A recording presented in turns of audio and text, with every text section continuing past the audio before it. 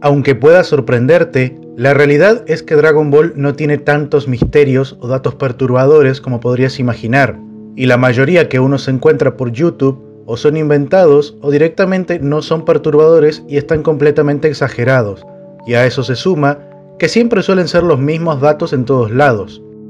Aún así, creo haber reunido 3 misterios realmente perturbadores o que cuanto menos son interesantes y que por suerte no he visto a nadie más tratarlos acá en YouTube. Así que sin más introducción, hoy les presento 3 datos perturbadores de Dragon Ball que quizá nunca notaste.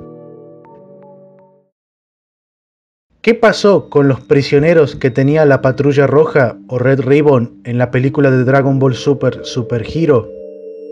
Después de que un soldado de la Red Ribbon junto con un Piccolo infiltrado hayan secuestrado a Pan, todos regresan a la base secreta de la Patrulla Roja.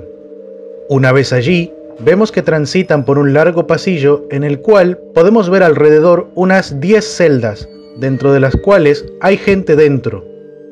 Podemos ver a estas personas implorando por su libertad, rogando porque los saquen de allí. Sin embargo, cualquier petición es pasada por alto por los caminantes, y es aquí donde surgen las siguientes preguntas. ¿Por qué estas personas están prisioneras en la base de la Patrulla Roja? ¿Quiénes eran? ¿Por qué la Red Ribbon tenía estas celdas exclusivamente para tener prisioneros ahí? Y por sobre todo, ¿qué hicieron estas personas para terminar en ese lugar? Suposiciones podemos sacar muchas. La mía es que simplemente debe tratarse de soldados de la Red Ribbon que quizá, por algún error que cometieron en el pasado, como puede ser el fracasar en alguna misión, fueron condenados a pasar un tiempo allí, o quizá estar ahí por siempre. Es algo que quizá nunca vamos a saber. Esto quiere decir que son personas normales, pertenecientes al mismo ejército, y no potenciales rivales militares como podría pensarse. Realmente este detalle es algo que me llamó mucho la atención cuando volví a ver la película, y que por alguna razón no vi a nadie más hablar de ello. Por otro lado, estas personas permanecieron allí en todo momento durante la película, corriendo el grave riesgo de sufrir daño producto de la pelea entre Gohan y Piccolo contra los Gamas que se estaba librando afuera. Para terminar, el dato perturbador acá es que estas personas nunca lograron salir de allí.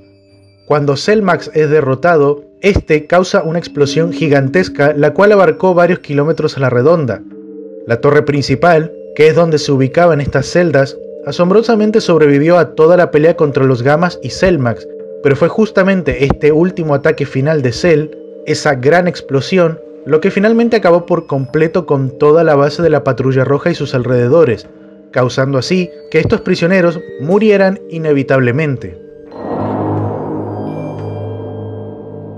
Lo que dije hace un momento de que podrían ser simples soldados es solamente una suposición, pero ¿quién te asegura que no hayan sido en realidad personas inocentes?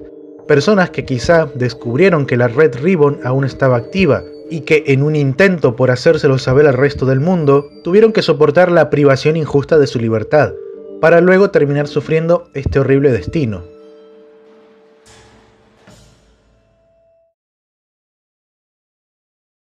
El prisionero con armadura Saiyajin. En el 10º episodio de Dragon Ball GT, tenemos un mejor vistazo a todo lo que conlleva el culto hacia Rudo, aquella criatura mutante creada por el Dr. Mew y que necesitaba absorber energía de seres vivos convertidos previamente en muñecos. Es durante uno de estos rituales en los que el culto de Rudo celebra junto con el cardenal Muchi que uno de sus soldados interrumpe en el templo para anunciar la captura de 7 individuos, los cuales se oponían a formar parte de esta secta. Acto seguido, estos pobres tipos son utilizados como fuente de energía para el Rudo. Lo que más me llamó la atención de toda esta escena es que uno de estos prisioneros porta lo que parece ser una vieja armadura Saiyajin, o en su defecto, una típica armadura que llevaría cualquier soldado del ejército de Freezer. Y es esto puntualmente lo que llamó mi atención cuando volví a ver Dragon Ball GT. Muchos podrán decir que no es una armadura Saiyajin, que simplemente es una armadura normal que se le parece, pero acá es donde también hay que recordar que en cuanto a diseños de armadura, el ejército de Freezer ha tenido un sinfín de modelos de todos los colores, tamaños y formas posibles, por lo cual añadir una más al catálogo no debería ser extraño.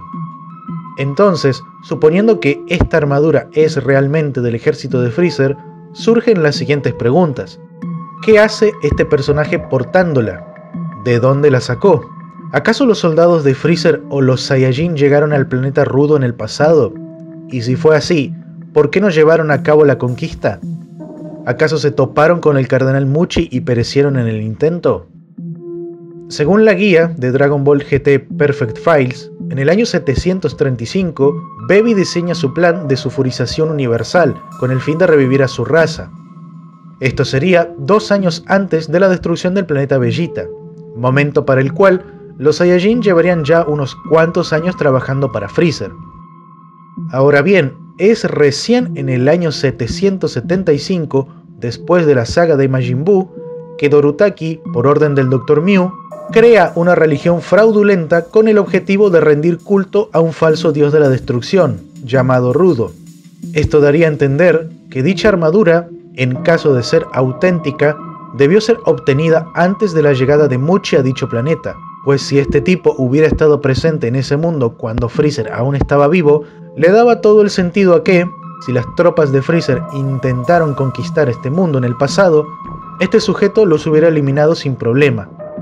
Sin embargo, sabemos que este no fue el caso, ya que Freezer murió a manos de Trunks en el año 764, y el culto a Rudo nació recién en el año 775. Sea genuinamente una armadura del ejército de Freezer o no, no deja de ser un detalle más que curioso al que le podemos dar 1000 vueltas buscando una explicación.